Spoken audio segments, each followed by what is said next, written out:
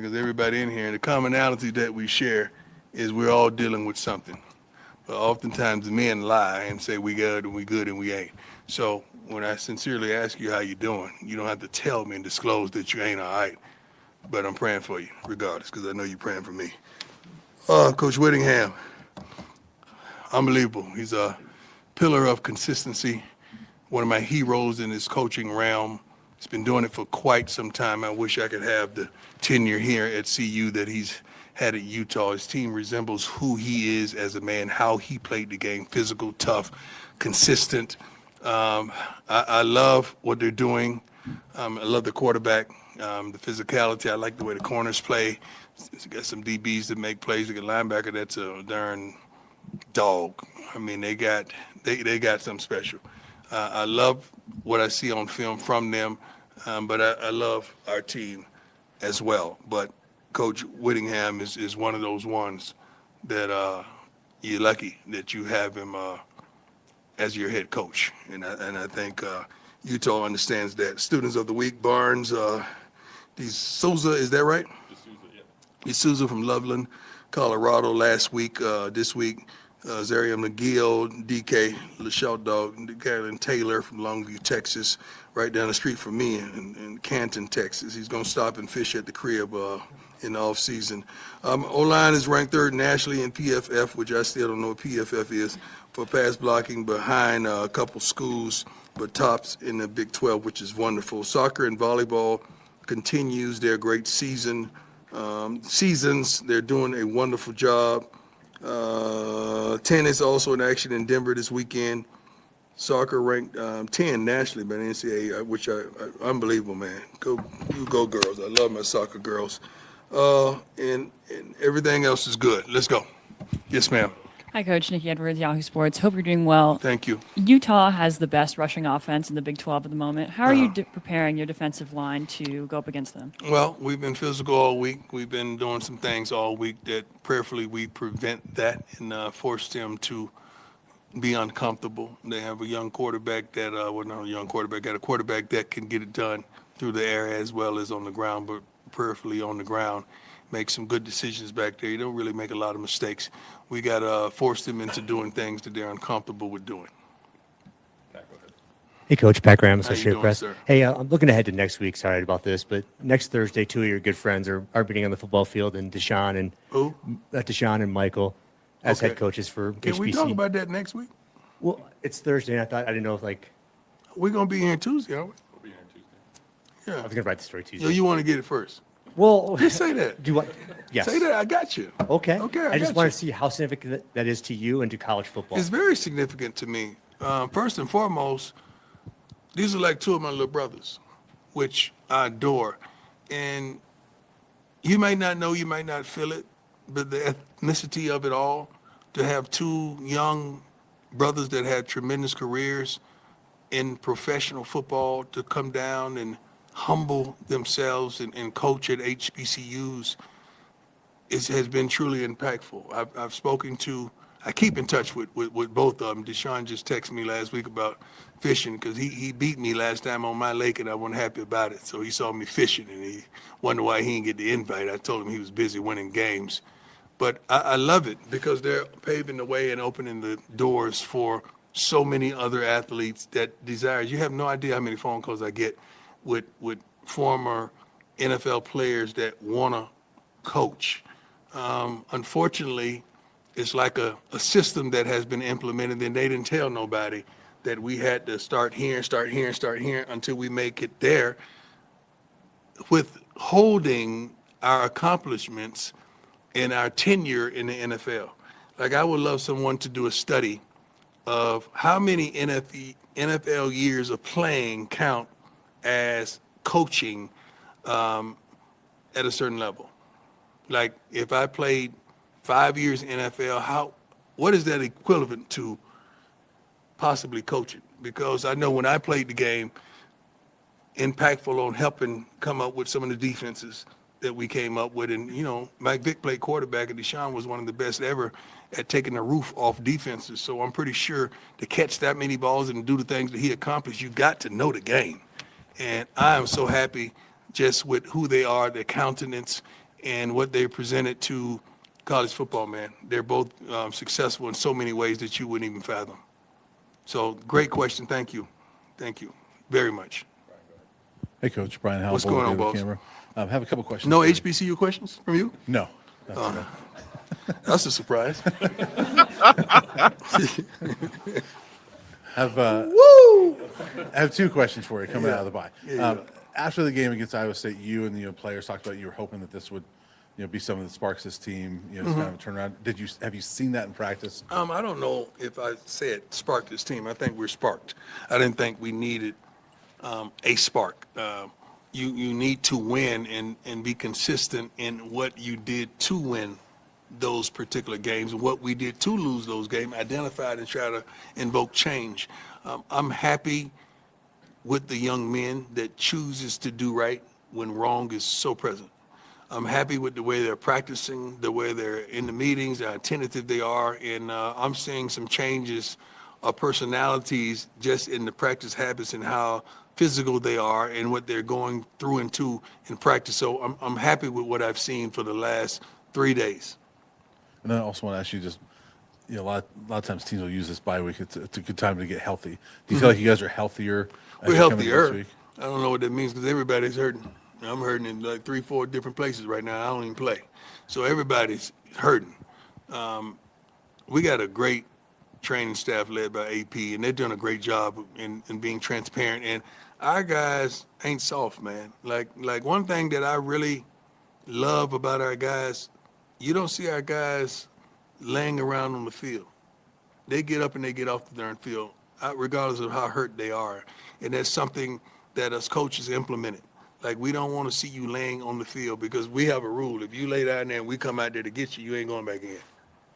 You ain't going back in. And our guys do a pretty good job of it. And some of them have leapt off the field and they beg to go back in. And we got to protect them in their lives, not just the football of it. I want them to be healthy young men when this is over. Coach Jack Carlo. Jack Carlo. How was your bye week? Thank you, Jack, for asking. It was great. I went to Texas. I enjoyed myself. Fished like crazy. I caught a turtle one time by the foot. I don't know how that happened, but he's no longer with us. He was a big turtle. He's no longer with us. So. Were you in Estes too? I think I saw. You know what? I went to Estes last week. I couldn't get out of the car because of, the prominence that God afforded me, because I want to get out and walk the streets and, do a little Estes shopping. But I seen all the, what you call those big things? The moose, elks. What's a moose? He's bigger? You gotta, I'm black, okay? I don't know elk, moose, deer. Like, they all like family to me. But I saw a lot of big animals around Estes, and I'm not used to that. So it was great. And some deer tried to cut across the front of the car, and definitely wasn't going to hit them. That's all I need, a brother hitting a deer in Estes. Hey, no, not going to happen. It's a cool area. Yeah, it's a great area. I love it. I want to go back. Yeah. I wish they ski there. They don't have any I don't ski think they have a places. ski in Estes. Because I saw the lifts, right? I saw the lifts. Yeah. Yeah, You're I not saw there. one of those.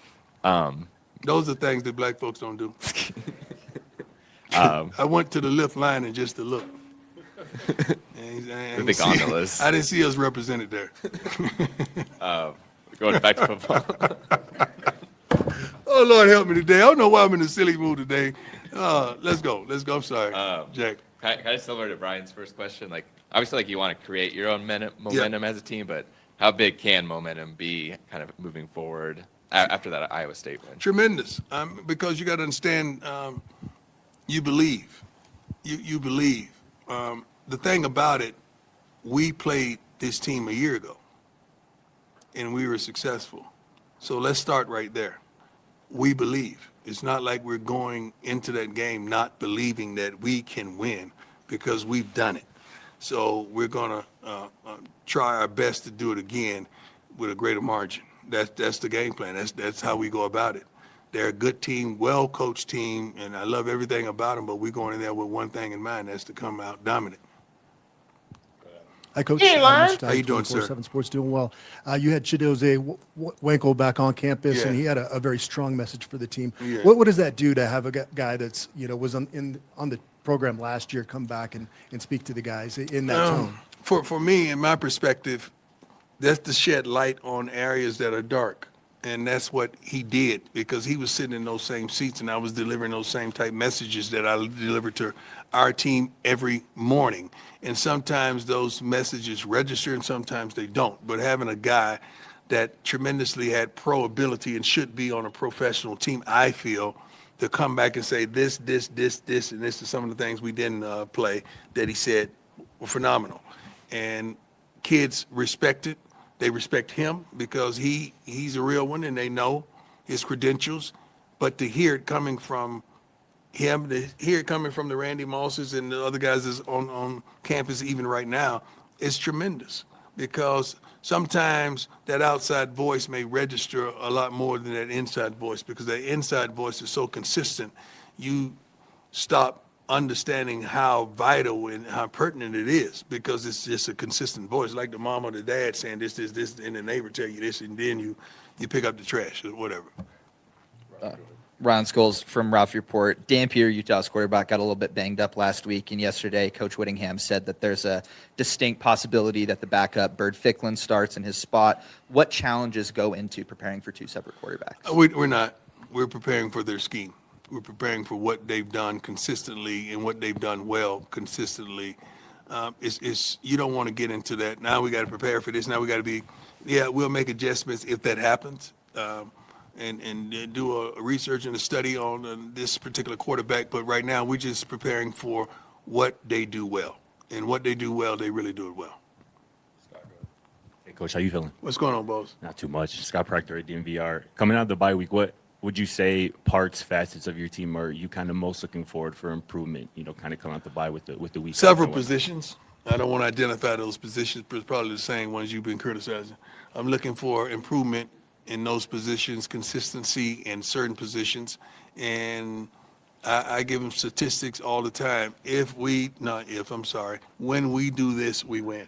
When we don't do that, we win. When we do this, we win. So they understand in its totality of where we are and how we feel and what I'm thinking. They're never in the dark of how I feel about what's going on here inside the locker room. And then just one more. I was curious your thoughts on, we saw Ben last week dress up as you for Ben is practice. good. What were your thoughts on that? Ben is good. Ben has a lot of Shiloh in him.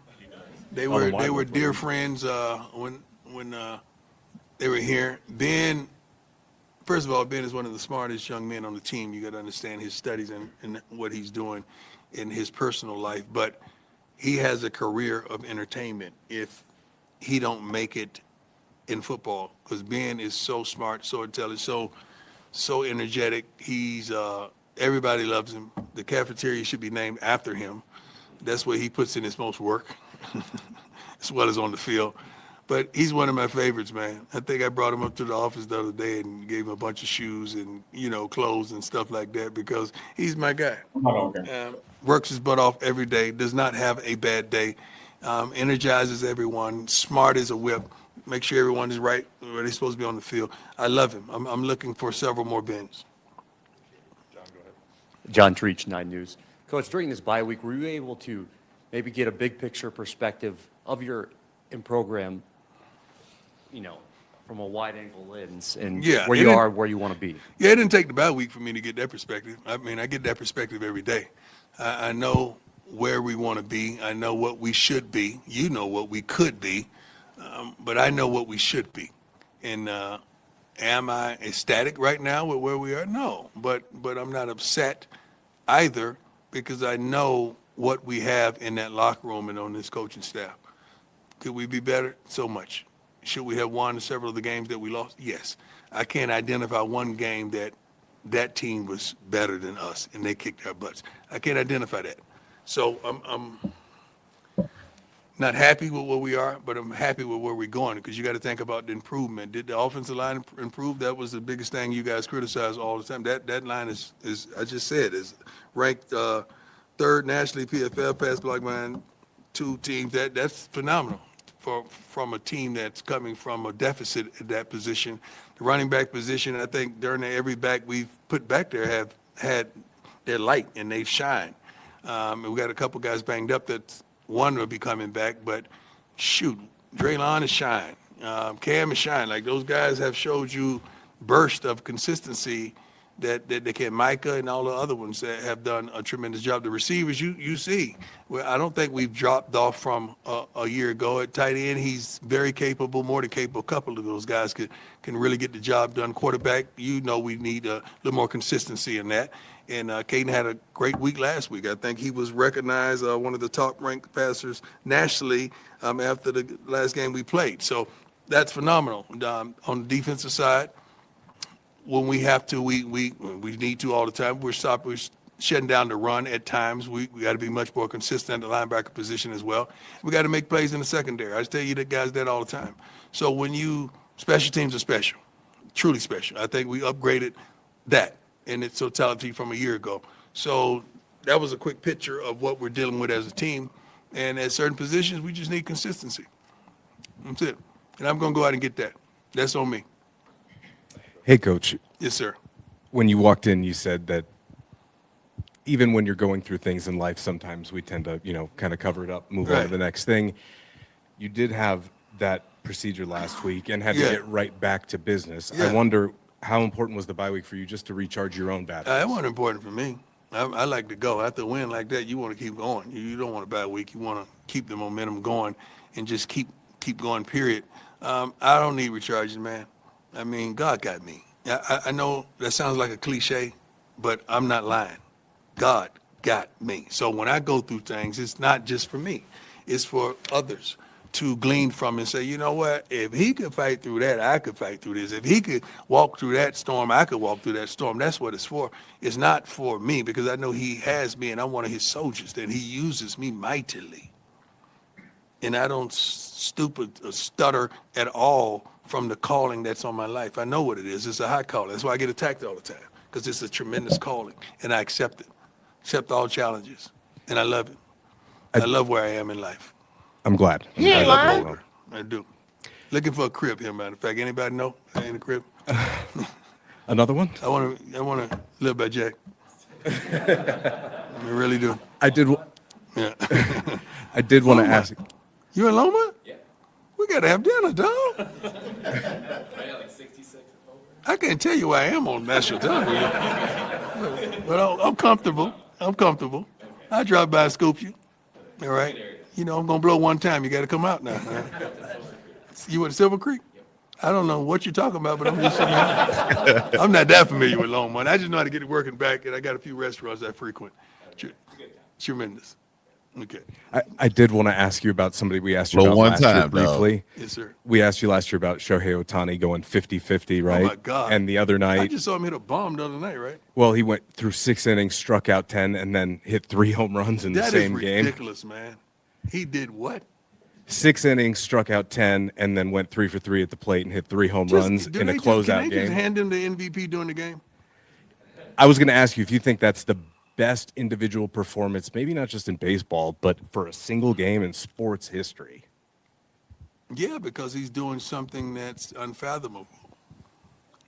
I'm not going to say sports history because I can't recant everything that has transpired in sports history. I've seen some wonderful tennis matches. I don't really watch golf, but I've seen some wonderful things that has transpired in sports that it's hard for me to say that, but that is unbelievable, man.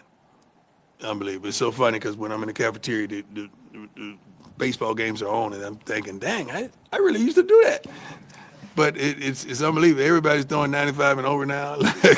like everybody's launching, they hitting bombs now. It's unbelievable, man, what this game has gotten to. But I like it because it's faster, it's quicker, and you're allowing it's many more guys. I hope he opens the door for others because there's many more pitchers. Not more, that don't sound right. Many pitchers that can do both, but they're never allowed to do so because they put them in a pocket and say, you just need to do that. So hopefully he opened the doors for others. We good? Hey, Coach. Jake Schwannis, DMVR. I wanted to ask you about Cam Michael. Just, what have you seen from him just over the last 2 years, those injuries he's dealt with, and He nationally. dealt with a lot of injuries, which has put him behind the 8 ball. He's whenever we put him, he works his butt off and gives us everything he has, whether it's special teams. Now he's at running back. He was at receiver. He's been at safety. I can't wait till the spring because we really identified what we think he is. And he definitely going to still have an opportunity to play both sides of the ball because that's who we are. But we want to see him a little more on the defensive side as well. But the kid is a baller, never complains, practices his butt off when he's healthy. Great kid. He's one of those type of kids that you want in your program.